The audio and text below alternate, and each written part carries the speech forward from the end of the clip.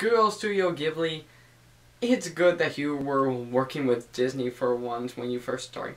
Oh! Sorry, I didn't hear you come in. Greetings and welcome, my fellow bronies and Pegasisters, to another review on Season 4 of My Little Pony Friendship is Magic. You know... Oh. Well, excuse my dead air for a second. Now, I think, one thing before I start, if you may or may not know, I got a haircut! Yeah, just got my haircut, just around, last month, and... surprisingly enough, it looks good. I mean, I think the, almost really long hair in the back is gone. See it? You see it right there? You see it? Yeah. Good.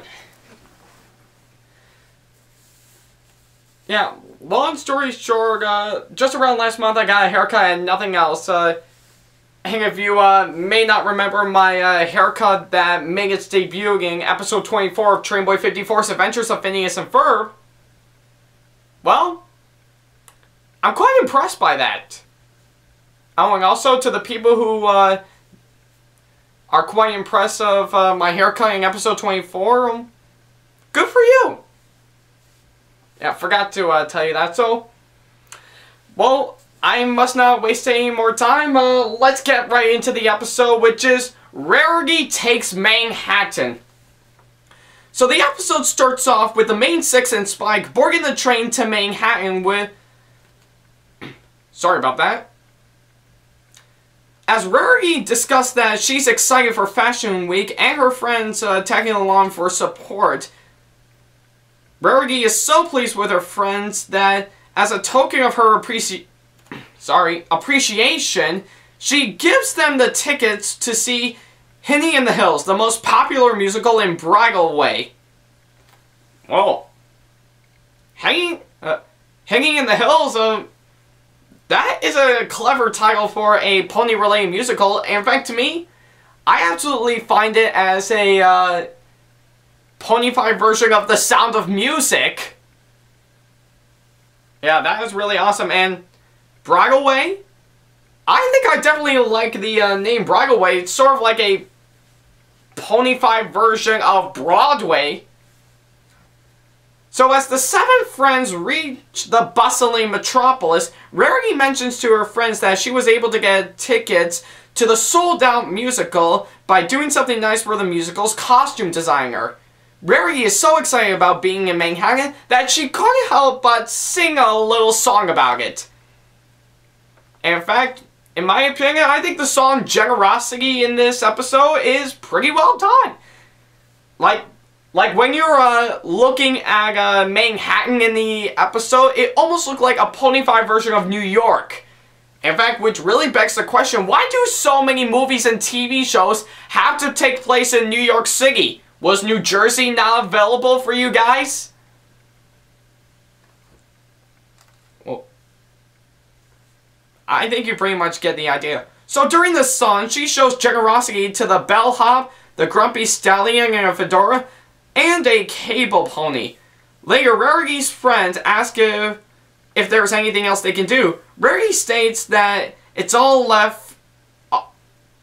that's left for her, excuse my mistakes for a sec, to go check in at Fashion Week Runway Plaza at 2 p.m.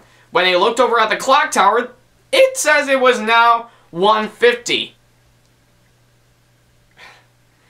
Okay, I think just by seeing it, why would Rarity panic that she has to get there in about 10 minutes? That's pretty kind of weird. So as the rain starts to fall, Rarity tries to call for a taxi. However, there was a long line of people or ponies waiting for taxis as well. And none were generous enough to allow Rarity cut in front. Then, the cattle that Rarity shows generosity to earlier pulls up and gives Rarity a lift to the plaza. Her friends soon follow once they realize Rarity had forgotten her dresses. Well, can't describe it in words. I just can't.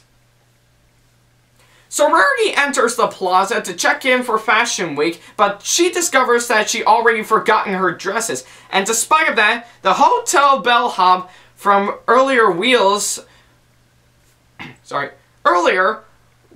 in her dresses. After getting another huge tip, because, you know, one wasn't enough, Rarity joins the other designers on stage just as Prim Hemline, the host and judge of Fashion Week, enters to greet them. Pretty well done. Just pretty well done. She briefly chews out Rarity for arriving only seconds before being late and tells her she'll be displaying her designs last. As Rarity is... Excuse me for a sec. That is until Rarity is greeted by her old friend Suri Polomare, who is competing in Fashion Week as well. Well, I think I definitely like the way she never mentioned her in the earlier seasons. It's almost like in Thomas the Tank Engine, just until Thomas and the Magic Railroad comes up, they never actually mention Diesel 10. Kind of weird. But still, you get the idea. So she offers Rarity to move her dresses backstage and marvels at the dress's fabric. Oh, sorry. The papers were a little bit floppy off camera. Note of how I said off camera. Not on camera, just off camera.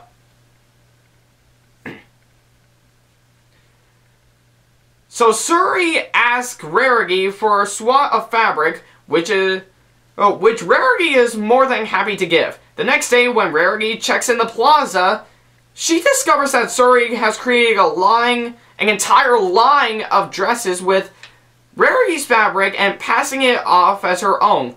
When Rarity confronts her, Suri, along with her assistant Coco Polomare, I couldn't pronounce her name right there. She remarks that it's every pony for herself in the big city, as Rarity gallops out of the plaza in tears. Yeah, I think it's a bad idea to let Suri take your dresses for when you first arrived. So as Twilight Sparkle and the other ponies return to their Manehatten hotel room after hours after an hour of fun,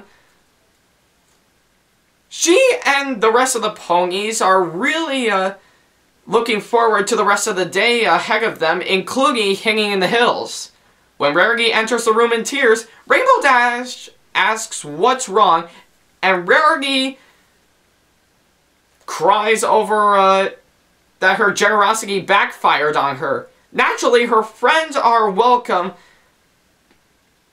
to help her with her dilemma. Rarity looks at the fabric in the hotel room all over and struck with inspiration. Well, I'm not sure if the hotel block will allow that, Rarity. Don't you have a permit for that? Well, apparently she does.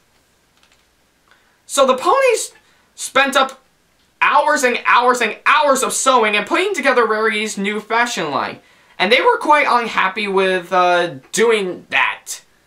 Having already missed their salon appointment and restaurant reservations, the ponies remind Rarity of their plans to see Hanging in the Hills, causing Rarity to snap at them. Before feeling guilty about abandoning their friend, the ponies quickly got back to sewing. When the dresses are finally finished the next morning, Rarity takes them to the plaza without bothering to thank her friends for their help. I really don't get the idea for that. It's pointless. Just pointless. So at the Fashion Week show, the crowd cheers for Suri and Prime commands her of her unique fabric. As Suri walks off stage and taunts Rarity, Prime presents Rarity's new line, which grabbed the audience's attention. Rarity is excited that she might actually win, but notice that her friends are not in the audience and stricken with remorse. Sorry, I can't pronounce words today. What's wrong with me? Remoaning of how poorly she treated her friends. As Prime expresses her approval, Rarity's eyes flicker with a rainbow-colored aura. Boy, there's something you don't see every day. And she races out of the plaza back to the hotel to look for her friends, but the bellhop informs them that they left, thinking that they've gone back to Ponyville. Sorry, excuse me for a second. So Rarity returns to the plaza to thank Prime Hemline for her time, but Suri enters saying that Prime is furious. And just then, Twilight and the other ponies then enter to apologize for missing the show because they overslept, and state that they were informed that by Suri, excuse me for a sec, that Rarity lost, but Rarity doesn't care that she lost and apologized to her friends, and she arranged for the 7 of them to see an exclusive showing of Hanging the Hills. Now, why can't all Broadway musicals do that? You know, having exclusive showings to people who miss them? That would make 10 times more sense. As the musical comes to a close, Rarity tells her friends that she was able to arrange the exclusive performance for them by agreeing to make dresses for the costume designer's next show. At that moment, excuse me for a sec. At that moment, Suri's assistant, Coco Polomare, enters the theater. She presents Rarity with the Fashion Week trophy, revealing that she has indeed won. Well, that's awesome. I did not expect that to come at that moment. It's pretty well done. So Coco explains that Suri lied to Rarity and her friends about losing in the hope that she would win by default after Rarity's forfeit. I can't describe it in words. I just can't. As a token of gratitude, Coco presents Rarity with a special gift. In return, Rarity gives Coco her position of making dresses for her costume designer's friend's next show. And as her and her friends wave goodbye to Coco at the train station and return to Ponyville, Rarity writes down the lesson in the diary back at the Carousel Boutique that she learns that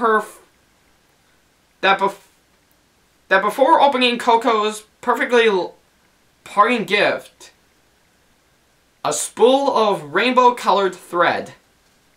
Well, that's just incredible. Just incredible. So, that was my thoughts on Rarity Takes Manehattan. I gotta say, it's somewhat incredible. It's pretty well done. I really cannot describe it in words. It's that incredible. And yes, I know I'm aware of that. Toon Critic Y2K already reviewed that episode before me. Just saying. So, I guess I think Rarity Takes Manehattan gets a somewhat 4 out of 5. It's just incredible to watch, and I think I would recommend it to people who are really big fans of New York City or like to come down to New York City sometimes. In fact, I don't even know when I'm gonna come back to New York City for another day trip.